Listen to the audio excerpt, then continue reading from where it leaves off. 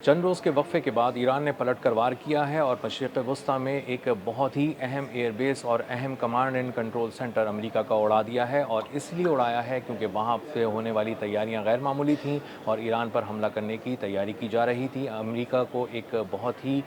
ज़बरदस्त किस्म का झटका ईरान ने दिया है और ये झटका उर्दून की एक बेस पे दिया है और वहाँ एक कमांड एंड कंट्रोल सेंटर को तबाह करके दिया है। मेरा नाम अज़हर अली ख़ान है और आप देख रहे हैं आज की बात। उर्दून में एक बहुत बड़ा हमला ईरान की जानिब से किया गया। ईरानी पासदारान इनकलाब ने बताया कि उनकी एरोस्पेस फोर्स ने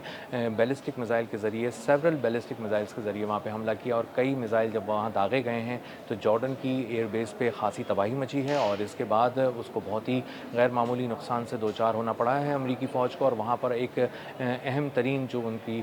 डिवाइसेस थी, जो उनके सिस्टम्स लगे हुए थे, उनको ईरान ने बहुत ही कामयाबी से निशाना बनाकर तबाह कर दिया है। इसी तरह एक कमांड एंड कंट्रोल सेंटर जिसकी बहुत ज़्यादा अहमियत है अमरीकी फ़ौज के अंदर और वहाँ से बैठकर पूरे ख़ित्ते को देखा जा रहा होता है, समंदरों को देखा जा रहा होता है, ख़ास तौर पे खुश्की को और फ़िज़ाओं को कि कहाँ से कौन सा ऑब्जेक्ट मूव कर रहा है, कौन सा ऑब्जेक्ट टेक ऑफ कर रहा है, कौन वहाँ पे लैंड कर रहा है और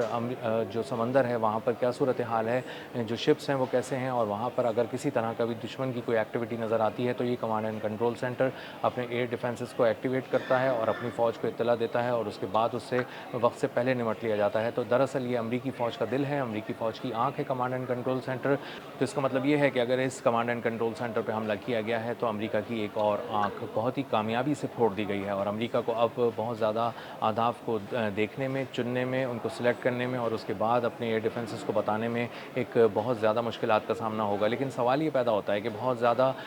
फोकस ईरान का क्यों है जॉर्डन की एयरबेस पे और उर्दून की एयरबेस पे बार बार हमले क्यों किए जाते हैं और वहाँ पर एक बड़े पैमाने पर नुकसान ईरान बार बार क्यों पहुँचा रहा है। तो उसकी साफ़ और सीधी वजह यह है कि जॉर्डन इसराइल के बराबर में है और इसराइल की एक शील्ड के तौर पर काम कर रहा है और वहाँ पर मौजूद अमरीका के असासे इसराइल की हिफाजत कर रहे हैं कि अगर मुमकिन तौर पर किसी तरह से हमला किया जाता है इसराइल पर ईरान की जानिब से तो वहाँ जॉर्डन की एयरबेस को गर्म कर दिया जाएगा, मुतहर्रिक कर दिया जाएगा और वहीं से ईरान पे हमले किए जाएंगे। इसी के साथ साथ अगर किसी तरह का हमला इसराइल ईरान पे करता है तो जब ईरान इसराइल को एंगेज कर रहा होगा और उससे जंग लड़ने की कोशिश की जा रही होगी तो जॉर्डन की एयरबेस को एक बार फिर मुतहर्रिक व फ़ाल कर दिया जाएगा और वहाँ से ईरान पे हमले किए जाएंगे। तो जॉर्डन एक बफर जोन का काम कर रहा है बिटवीन इसराइल एंड ईरान और अगर ईरान और इसराइल के बीच में इस बफर जोन को निशाना ना बनाया गया, कामयाबी से इसको इस हद तक गैर मौसर नहीं किया गया कि ईरान पर हमला करने के काबिल ना रहे तो वहाँ से कभी भी ईरान पे बड़ा हमला करने की का इम्कान मौजूद है। और ये पहले भी ऐसा हो चुका है क्योंकि उर्दून की एयरबेस पे बहुत ही जदीद तरीन दिफाई निज़ाम अमरीका ने अपने थार्ड वगैरह भी यहाँ मुंतकिल किए थे, पेट्रियट सिस्टम भी लगाया था और जो यहाँ मौजूद नहीं था वो चीज़ें भी यहाँ लाकर रखी गई थी और उनका उसकी वजह यही थी कि वो अपने दिफाई निज़ाम को यहाँ इस हद तक मजबूत करना चाहता था कि ईरान पर जब हमला किया जाए और ईरान उसके जवाब में उर्दून की एयर बेसिस पर हमला करे तो उर्दून की एयर बेसिस पर लगे मल्टी लेयर डिफेंस सिस्टम्स, एक से ज़्यादा निज़ाम उसके हमलों को कामयाबी से निशाना बनाकर नाकाम बना दें। इन दिनों बहुत ज़्यादा बाज़गश्त है अमरीका में इस बात की कि पिकेक्स माउंटेन में एक बहुत बड़ा ज़ख़ीरा मौजूद है ईरान के अफजूदा यूरेनियम का और ये वो पहाड़ियाँ हैं कोहे कोलांग जहाँ पर 450 फीट नीचे बहुत ही बड़े पैमाने पर एक फ़ैसिलिटी बनाई गई है, उसको मजबूत भी किया गया है और उसके बारे में ये भी बताया जा रहा है कि उसमें गैर मामूली किस्म की दीवारें तामीर की जा रही हैं जो इस बात को इंश्योर करेंगी कि वहाँ पर होने वाली शदीद बमबारी को अमेरिका अगर बमबारी करता है तो वो उसको गैर मौसर एक तरह से बना दें और वहाँ पर जो मौजूद लोग हैं वो न सिर्फ अपनी आमद-ओ-रफ़्त को जारी रख सकें बल्कि वहाँ पे जो भी काम हो रहा है ख़ास तौर पे वेंटिलेशन का जो उसका पूरा एक निज़ाम है उस पे कोई आँच ना आए और उसका काम बिल्कुल वैसे ही होता रहे जैसे पहले हो रहा था। तो इसलिए जब ये इस तरह का कोई हमला करना है तो या तो उसके लिए इसराइल का कोई एयर बेस इस्तेमाल किया जाना है या फिर जॉर्डन के एयर बेस से उड़ान भरनी है। तो इसीलिए बहुत सारे तैयारे अमेरिका ने जॉर्डन की एयरबेस पे जमा किए थे और इसीलिए जमा किए थे कि वहाँ से एक भरपूर हमला किया जाए। लेकिन ईरान इस बात को बहुत पहले पढ़ चुका और उसने इसकी तैयारी इससे पहले कर ली थी और जब अमेरिका इस बात को एग्जीक्यूट करता उससे बहुत पहले ईरान ने हमला करके एक बहुत बड़े पैमाने पर उसकी मुख्तलिफ एयर बेसिस पर तबाही मचा दी और उसके एयर डिफेंसेस को तबाह कर दिया। मशरिक़ वस्ता में पिछले कुछ अरसे के दौरान ख़ासतौर पर 8 जुलाई से लेकर 22 जुलाई के दरमियान जो हमले ईरान की जानिब से किए गए उसमें तकरीबन 21 अरब डॉलर के डिफेंसेस का नुकसान हुआ है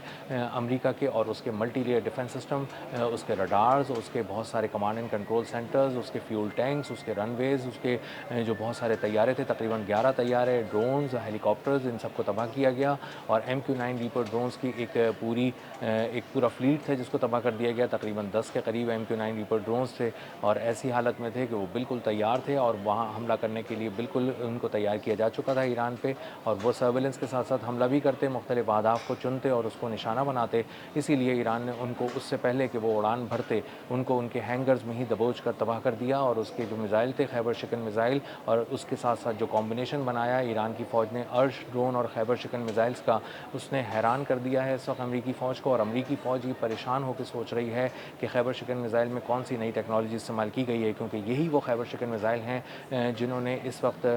जॉर्डन की एयरबेस को भी निशाना बनाया है। और ये बैलिस्टिक मिज़ाइल तकरीबन 19,500 किलोमीटर फ़ी घंटा की रफ्तार से आते हैं, तकरीबन 1,500 किलोग्राम का वॉरहेड लेकर आते हैं। और इतना बारूद अगर आसमान से इस रफ्तार से गिर रहा है और मल्टीपल सोर्सेज के ज़रिए गिर रहा है, बहुत सारे ऐसे मिज़ाइल निशाना बना रहे हैं, तो इसका मतलब ये है कि आप उस मैग्नीट्यूड का, उस शिद्दत का, उस गहराई का और उस वसअत का अंदाज़ा लगा सकते हैं जो तबाही वहाँ पर अमेरिका की एयर बेसिस पर हो रही है। और अमेरिका के जो डिफेंस सिस्टम्स हैं वो इन तमाम किस्म के हमलों को रोकने में मुकम्मल तौर पर नाकाम हो गए हैं, क्योंकि ये जो अर्श ड्रोन हैं और खैबर शिकन मिज़ाइल हैं, ये बहुत बड़ा सरप्राइज़ है अमेरिका के लिए, क्योंकि मनूवर भी कर रहे हैं, अपनी रफ्तार को भी एडजस्ट कर रहे हैं और फाइनल फ़्लाइट की जो स्टेजेस हैं उसमें आके ये तकरीबन 30 किलोमीटर पीछे अपनी रफ्तार को एडजस्ट कर लेते हैं। और उसके बाद जो अमेरिका के एयर डिफेंस सिस्टम्स हैं उनको चकमा दे देते हैं और उसके बाद जब आकर गिरते हैं तो एक गैर मामूली किस्म की तबाही जो है वो अमेरिका को झेलनी पड़ती है। और उसके बाद ये होता है कि जब वो एक किसी हदफ पे गिरते हैं तो न सिर्फ एयर डिफेंस सिस्टम को तबाह करते हुए आगे जाते हैं, हदफ को निशाना बनाते हैं, बल्कि हदफ के साथ करीब रखे हुए 2-3 और अहदाफ को भी ख़राब कर देते हैं, तबाह कर देते हैं। और इसीलिए जो नुकसान है वो पहले से ज़्यादा हो रहा है अमेरिका का, क्योंकि ईरान के जो हमले हैं उनकी तादाद तो कम होती जा रही है लेकिन उनका असर, उनकी गहराई बढ़ती चली जा रही है। तकरीबन 42 कारी वार करके 8 जुलाई से लेकर 22 जुलाई के दरमियान 187 अहदाफ को महज 42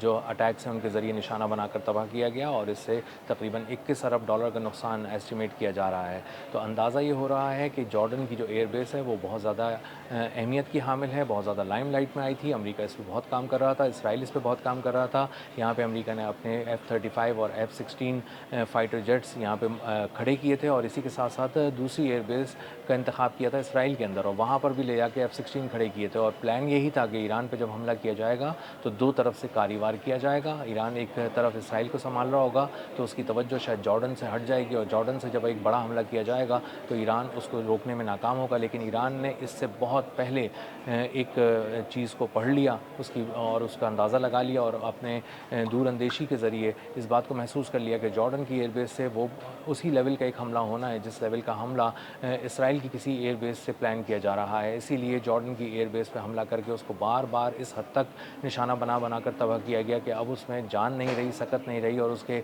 बचे कुछ जो स्ट्रेटेजिक अहमियत के हामिल कुछ लोकेशंस हैं उनको भी अब निशाना बनाया जा रहा है। और अगर उसमें कुछ बचा कुचा सामान एयर डिफेंस सिस्टम की सूरत में या अटैक की सूरत में इस तरह का कोई सामान उनका रह गया है तो उसको भी कामयाबी से निशाना बनाया जा रहा है। तो आने वाले दिनों में इस वक्त जॉर्डन की एयरबेस को मुसलसल अब दोबारा निशाना बनाया जाएगा या नहीं, ये ईरान इस वक्त तय करेगा। लेकिन ये ज़रूर है कि इस वक्त कुवैत और बहरीन के बाद इस वक्त जॉर्डन का नंबर था और जॉर्डन बहुत ज़्यादा यहाँ पर अपने जो बहुत ज़्यादा उसके एयर डिफेंस सिस्टम्स यहाँ पे लगे हुए थे और बहुत सारा असलहा यहाँ मौजूद था। तो वो इस बात को यकीनी बनाया जा रहा था कि यहाँ से ईरान पर जब भी हमला हो वो बहुत ही ज़बरदस्त हो, बहुत बड़ा हो और उससे नुकसान पहुँचाया जाए। और इसीलिए ईरान ने मुसलसल जॉर्डन को अपने निशाने पर रखा हुआ है और वहाँ अमरीकी बेसिस को मुसलसल तबाही से दो चार कर रहा है। अब तक के लिए इतना ही, मिलते हैं अगले व्लॉग में किसी नई खबर, नए तज्ज़िये और नए ज़ाविये के साथ। अल्लाह हाफ़िज़।